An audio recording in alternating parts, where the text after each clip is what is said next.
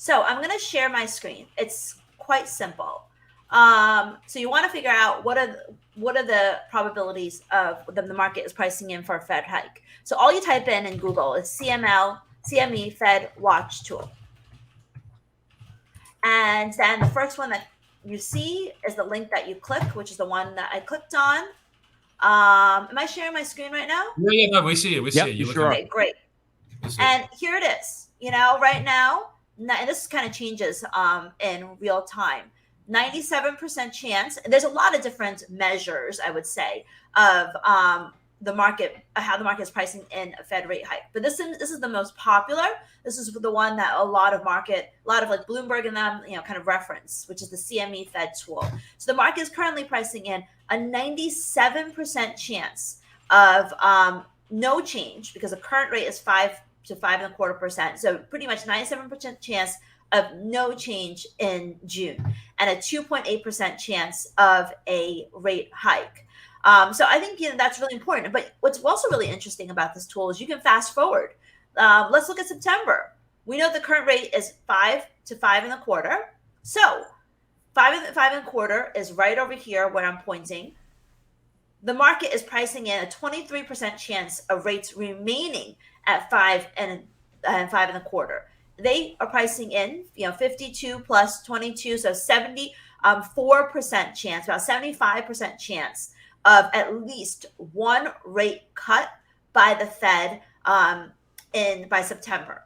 So this is how you read this, and this is how they come up with what is the market pricing in for rate hikes or rate cuts at the this year, and where are people getting these numbers on the market expecting a rate cut? It is from this is from the Fed Watch tool, where the probabilities are based upon the Fed funds contracts. Right, the Fed funds rates futures, which trade, like, to sort of understand also the mechanics of it. They trade 1 minus. So like if it's it's like if it's 2%, if it's 1 minus 98, it's a 2% chance that it's not going to happen. Like the price, that's how it trades on the futures. But so I want to talk about this just a little bit more, just so you guys understand how to read this, and because I think it's very valuable. So if you look over here on the lower right, it says now, 1 day, 1 week, 1 month.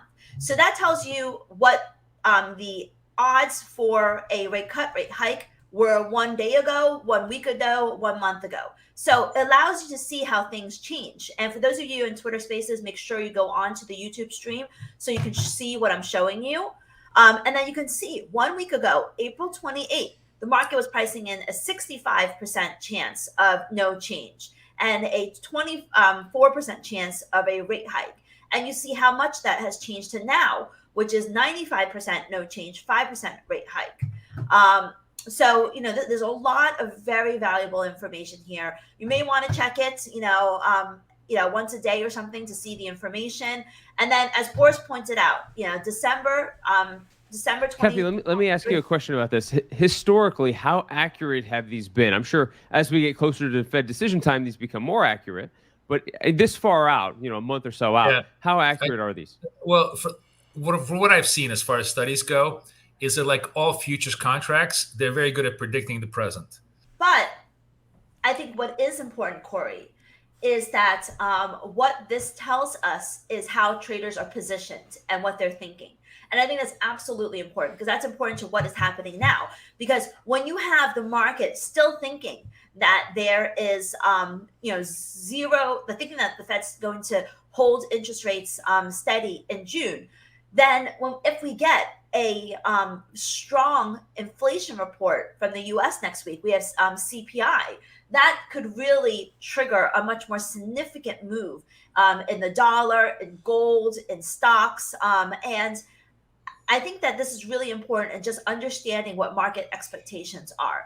If the market had already, if it was completely different, where it was 90% chance of a quarter point hike and 0% and 1% chance of no change, then if we get a hot CPI number next week, it's going to have less of a reaction. So that's a really important way to think about it. Next week, point. So it kind of tells what everybody's feeling now, and then this is going to be the delta once the actual news comes out. Yeah, so it's really cool. I think a lot of people don't know that this is completely, easily, readily accessible, and it's an interesting way to look at the markets.